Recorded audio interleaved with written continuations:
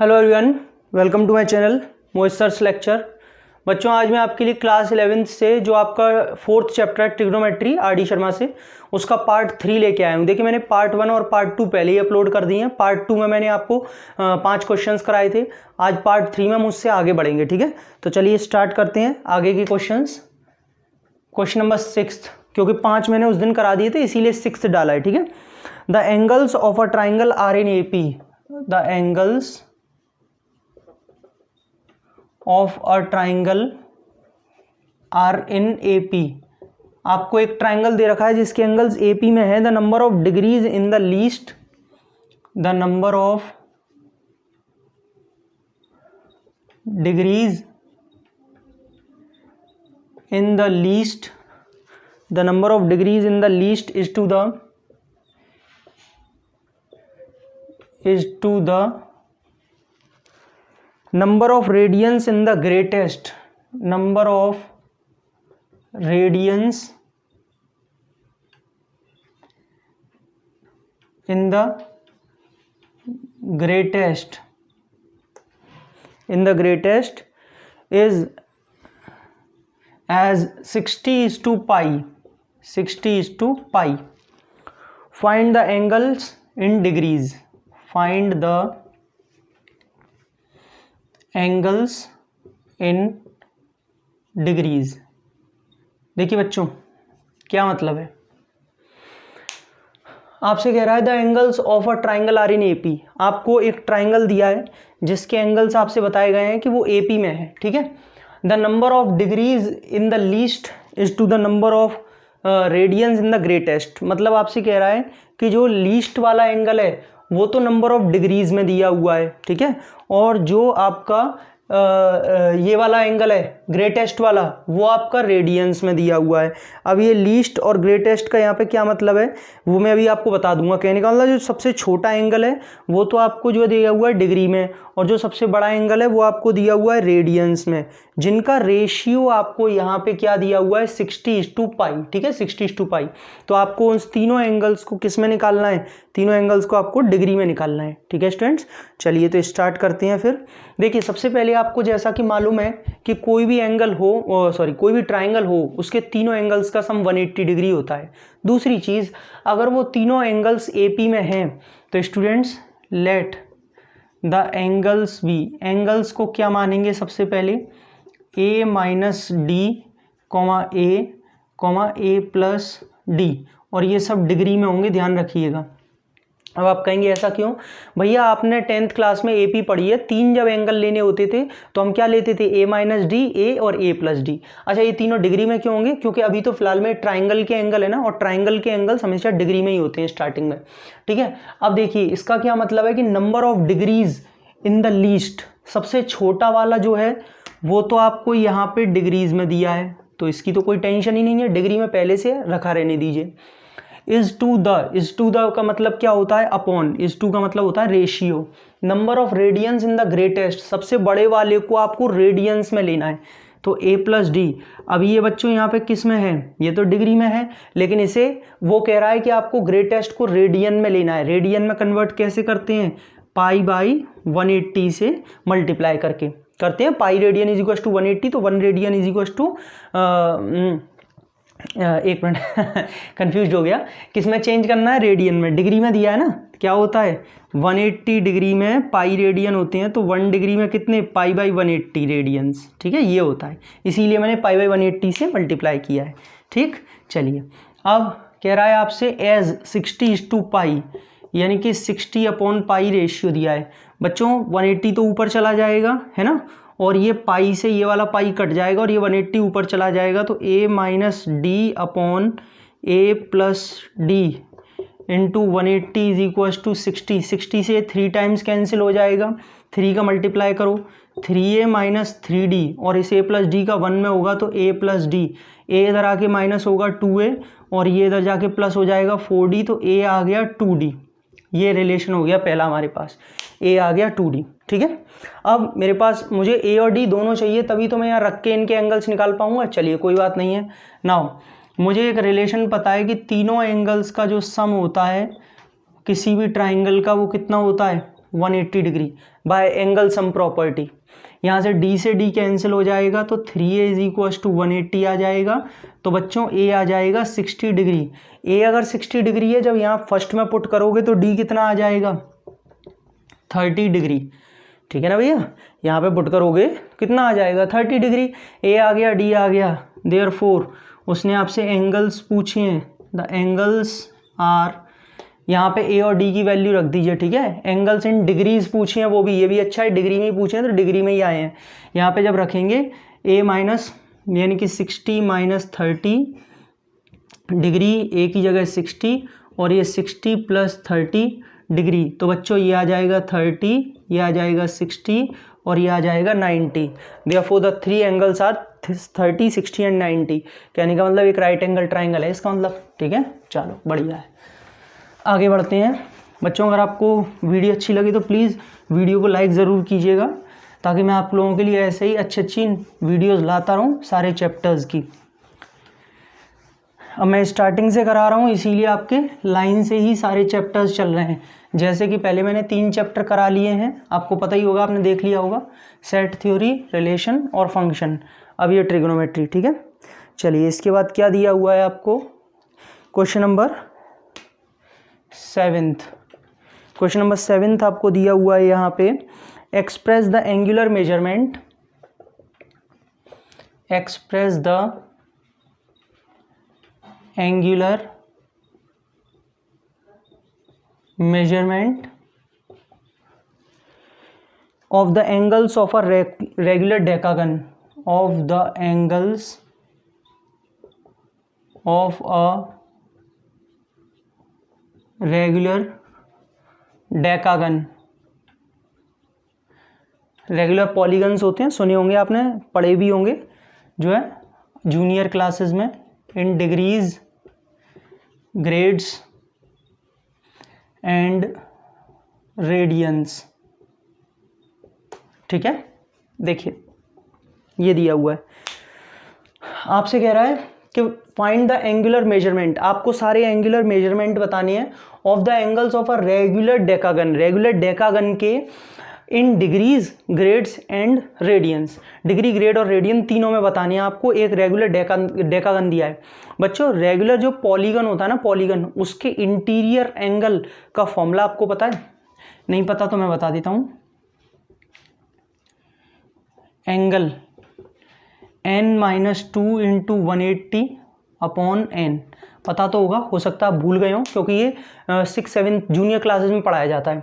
जो regular polygons होते हैं उनके इंटीरियर एंगल का फॉर्मूला ये होता है, और एक्सटीरियर का 360 अपॉन n होता है। तो इंटीरियर एंगल की हम बात कर रहे हैं यहाँ पे, एंगुलर मेजरमेंट जो बोल रहा है, तो हमने यहाँ पे ये वाला ले लिया। ठीक है, फॉर्मूला ले लिया एंगल का। अब यहाँ पे n क्या होता है? n होती है number of sides. Regular decagon बोला है, डेकागन का मतलब 10 नंबर ऑफ साइड्स हैं उस पॉलीगन में। तो यहाँ पे स्टूडेंट्स हम n की जगह, अच्छा एक बात और बता दूं, ये जो आता है निकल के वो पूरा किस में आता है? ये एंगल थीटा में आता है। वहाँ पे थीटा में सिखाया जाता है 360 अपॉन n थीटा, वो भी एक्सटीरियर भी और ये इंटीरियर भी थीटा में निकल के आता है। तो यहाँ पे जो ये थीटा निकल के आ रहा है एंगल, वो डिग्रीज में आएगा। किस में आता है निकल के? डिग्री में। चलिए n की जगह क्या रख देंगे? 10। n की जगह आप क्या रख देंगे? 10, क्योंकि डेकागन बोला है ना यहाँ पे। तो कितना हो जाएगा? 8 इंटू 180 अपॉन 10 कट जाएगा, और ये थीटा यहाँ पे आ गया स्टूडेंट्स 144 डिग्री मल्टीप्लाई करके। ठीक है, 18 इंटू 8, यानी कि हमें जो इसने डिग्री में पूछा था वो तो पता चल गया। अब बात आती है ग्रेड्स की। देखिए हमें पता है कि 90 डिग्री में 100 ग्रेड्स होती हैं। ये मैंने अपनी इंट्रोडक्शन पहले पार्ट में ये सब बता रखा, आप वहाँ देख सकते हैं। तो बच्चों 90 डिग्री में 1 ग्रेड होता है, तो 1 डिग्री में कितने ग्रेड्स होते हैं? 100 अपॉन 90 ग्रेड्स। ठीक है, तो 144 डिग्री में कितने ग्रेड्स होंगे? क्या करेंगे हम? 100 अपॉन 90 में 144 का मल्टीप्लाई कर देंगे, तो ओवरऑल ग्रेड बन जाएगा। ये गया 9 से 9 1 जा 9 6 जार 54, है ना? हाँ भाई, तो ये आ गया 160 ग्रेड्स। ये लीजिए, यानी कि थीटा डिग्री में 144, ग्रेड में 160। अब रेडियन की बारी। हमें पता है कि यहाँ पे 180 डिग्री इज इक्वल टू कितने रेडियंस होते हैं? पाई रेडियंस, यही तो होते हैं। तो 1 डिग्री में कितने रेडियंस? Pi by 180 radiance. सही है। तो यहाँ पे 144 डिग्री में कितने रेडियंस, 144 डिग्री में कितने रेडियंस, 144 का मल्टीप्लाई कर लेंगे, सॉल्व कर लीजिए, किसी ना किसी से तो कट ही जाएगा, 36 से 4 बार और 36 से 5 टाइम्स, तो 4 पाई बाय 5 रेडियंस, ठीक है, पाई में ही छोड़ते हैं। तो स्टूडेंट्स इस क्वेश्चन का आंसर ये 3 है, एक और दूसरा और ये यहाँ पे आपका तीसरा, ठीक है, समझ में आ गया। चलिए आगे बढ़ते हैं क्वेश्चन नंबर 7 से। ठीक, तो आपको ये रिलेशंस याद होने चाहिए, और ये रिलेशन मैंने आपको पार्ट 1 में कराए थे और उनके बीच में रिलेशन बताया भी था कैसे आप एक दूसरे को कन्वर्ट कर सकते हैं, तो उसी के ऊपर एक क्वेश्चन इन्होंने पूछ लिया है। अभी तो इसमें बहुत अच्छे अच्छे क्वेश्चन आएंगे इस चैप्टर में, मून वाले भी अभी आएंगे, बहुत अच्छे क्वेश्चन हैं। If the arc of the same length, if the arc of the same length in two circles subtend angles of, in two circles subtends angles of 60 degree and 75 degree, ठीक है। तो आपसे पूछा है find the ratio of their radii, find the ratio of their radii. देखिए आपसे कह रहा है स्टूडेंट्स कि in if the arc of the same length in two circle, दो सर्कल दिए आपको, लेकिन उनकी जो लेंथ ऑफ आर्क है यानी कि एल है, दोनों की सेम है यानी कि इक्वल दी है, L1 is equal to L2, ठीक है, लेंथ ऑफ आर्क सेम है। Subtends an angle of 60 and 45, पहला वाला सर्कल का जो लेंथ ऑफ आर्क है वो आर्क जो है 60 डिग्री बनाता है, दूसरे का 75 डिग्री एंगल बनाता है। तो बताइए उनकी रेडियस की रेशियो क्या होगा, रेडियाई का रेशियो क्या होगा। बच्चों सीधी सी बात है, हमें जो गिवन है वो ये है L1 is equals to L2, सही है। L का फॉर्मूला क्या होता है, R1 theta 1 is equals to R2 theta 2, क्योंकि L is equals to R theta होता है, ठीक। अब मुझे यहाँ से R1 अपॉन R2 इसका रेशियो निकालना है, तो ये हो जाएगा theta 1 upon theta 2 upon theta 1, R1 upon R2 निकालना है, थीटा 2 अपॉन थीटा 1, और थीटा 2 कितना है 75 अपॉन 60, ठीक है। अब आप कहेंगे तो बहुत सिंपल था, मैं मानता हूँ सिंपल तो है, लेकिन एक चीज़, ये जो अभी आपके एंगल्स जो आपको दिए हुए हैं 75 और 60, ये किस में दिए हैं, डिग्री में, लेकिन यहाँ पे जब हम निकालते हैं तो किस में रखते हैं, रेडियंस में। तो भैया ये पहले डिग्री दिए हुए हैं, आप इसको रेडियन में इसे भी चेंज करेंगे और इसे भी, है ना। वो मुझे भी पता है कि अभी कट के ये पूरे पूरे कट जाएंगे, लेकिन आपको करके दिखाना पड़ेगा।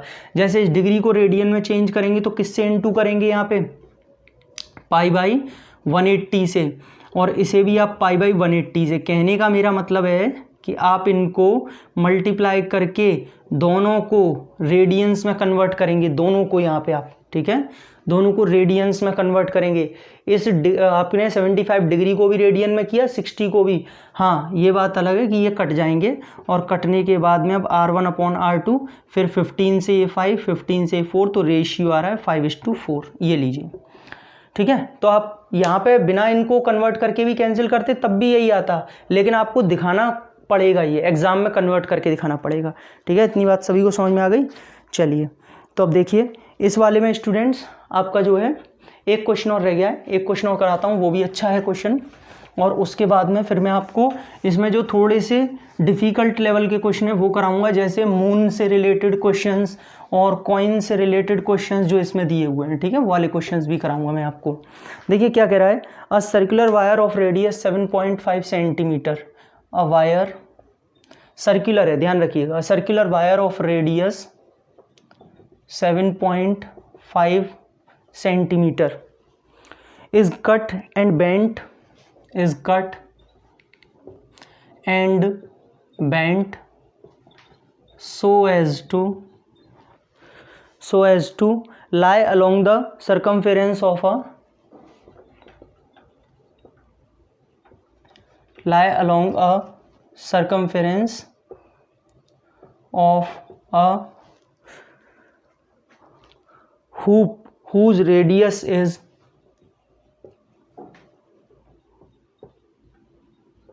120 centimeter, whose radius is 120 centimeter, आपसे कह रहा है find in degrees the angle, find the angle in degrees. देखिए बच्चों, आपसे यहाँ पे बोला हुआ है कि एक वायर है जिसकी रेडियस 7.5 सेंटीमीटर है। अब आप कहेंगे वायर की रेडियस कैसे? बच्चों सर्कुलर वायर है, कहने का मतलब ये ऐसे था, सर्कल में था, जिसकी रेडियस 7.5 सेंटीमीटर थी। इसको एक जगह से कट किया, कट करके उसको सीधा कर लिया, कट करके बिल्कुल दोनों एंड्स अलग हो जाएंगे, और सीधा करने के बाद, जैसे वायर सीधा करने के बाद उसको फिर थोड़ा सा ऐसे सर्कमफेरेंस में लेंथ ऑफ आर्क की शेप में से मोड़ दिया, ऐसे कर दिया। जैसे जो इसकी यहाँ से कट करके टोटल जो लेंथ बनेगी उसको फिर ऐसे करके एक सर्कुलर या सर्कमफेरेंस में लगा दिया। कह रहा है ना, रेडियस 7.5 सेंटीमीटर का जो सर्कुलर वायर था उसको कट किया और बेंड कर दिया along a circumference of a hoop, यानी कि एक जो है सर्कमफेरेंस पे ऐसे आर्क की तरह जो है इसको कर दिया। हुज रेडियस इज 127, जिसकी हुप की जो रेडियस थी, ऐसे करके मान लीजिए वो 120 सेंटीमीटर थी। तो आपको ये थीटा बताना है, लेकिन डिग्रीज में बताना है। तो बच्चों क्या कॉन्सेप्ट लगेगा? सबसे पहले देखिए, मेरे पास ये रेडियस तो है 120, रेडियस तो है 120 सेंटीमीटर, ठीक है। मेरे पास एल भी है। कैसे? ये जो लेंथ ऑफ आर्क आएगा ना बच्चों एल, वो किस वायर से बना है? इस वायर से। और ये वायर की लेंथ आप कैसे निकाल सकते हो? सर्कमफेरेंस के थ्रू। तो ये जो एल है वो सी सर्कमफेरेंस यानी कि 2 पाई आर के इक्वल होगी, 2 × 22/7 × 7.5। या एक काम कर लेते हैं, अभी इसे जो है पाई में ही रहने देते हैं, ठीक है। तो यहाँ पे 2 × पाई × आर की जगह 7.5, तो फाइनली 15 पाई आ गया, 15 पाई सेंटीमीटर। ये एल आ गई इसकी, ठीक है। इतनी बात सबको समझ में आ गई। अब मुझे निकालना क्या है? थीटा। क्या होता है? L is equals to R theta. L की जगह 15 पाई, रेडियस 120 और थीटा, तो 15 से ये कैंसिल हो जाएगा 8 टाइम्स, तो थीटा आ रहा है π/8। लेकिन बच्चों ये थीटा जो आ रहा है वो अभी रेडियंस में आ रहा है, लेकिन मुझे कन्वर्ट किस में करना है? डिग्री में। कैसे करते हैं? 180/π करते हैं। 1 रेडियन में कितने डिग्री होते हैं? 180/π। ये यहाँ से कैंसिल हो जाएगा, 4 4 से 45, तो ये 45/2 क्या आ रहा है? डिग्री। लेकिन हम इसे ऐसे छोड़ते नहीं है, 22 डिग्री और 1/2 डिग्री, भाई इसे डिवाइड करोगे तो 22.5 आएगा। लेकिन क्या करेंगे अब? 1/2 में 60 का मल्टीप्लाई करके इसे हम कन्वर्ट कर लेंगे मिनट में, तो 22 डिग्री और 30 minute. This is the answer, ठीक है। समझ में आ गया? तो ये ऐसे होना था। तो स्टूडेंट्स ये इसका पार्ट 3 था। पार्ट 4 में आप लोगों के लिए क्या आऊँगा, उसमें इससे अब थोड़े से डिफिकल्ट क्वेश्चंस बताऊंगा। वीडियो अच्छी लगी हो तो प्लीज़ लाइक कर दीजिएगा। Thank you.